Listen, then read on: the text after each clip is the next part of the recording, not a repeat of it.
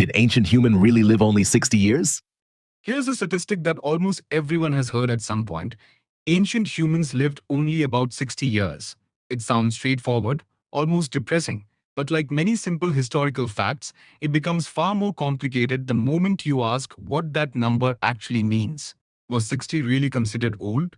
Did people simply drop dead the moment they reached that age? Or have we misunderstood one of history's most repeated statistics?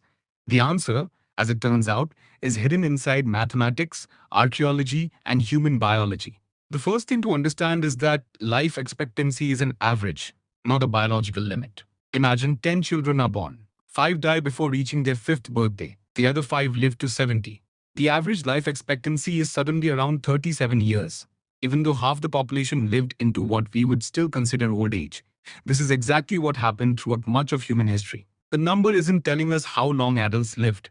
It is telling us how dangerous childhood was. For prehistoric hunter-gatherers, infancy was extraordinarily risky. Disease, infection, accidents, starvation, and harsh weather claimed many lives before children ever reached adulthood.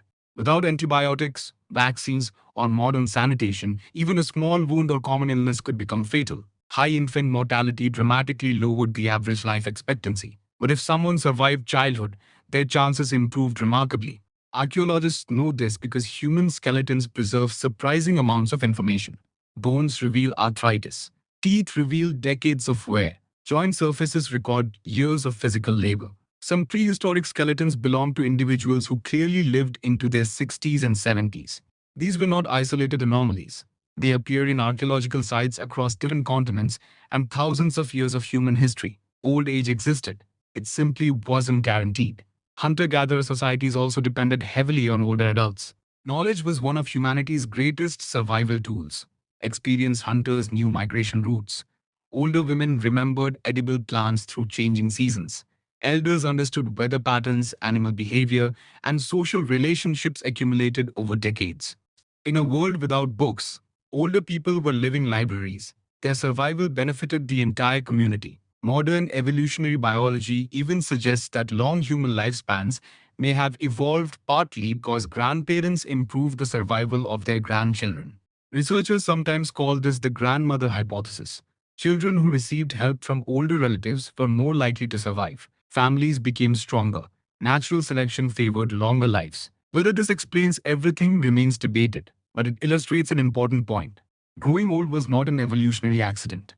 It served a purpose. The arrival of agriculture changed the picture once again. Farming produced larger populations but also introduced new diseases, nutritional deficiencies, and crowded settlements where infections spread more easily.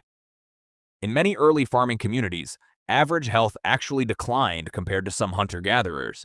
Civilization created extraordinary opportunities. It also created entirely new risks. History rarely moves in a straight line.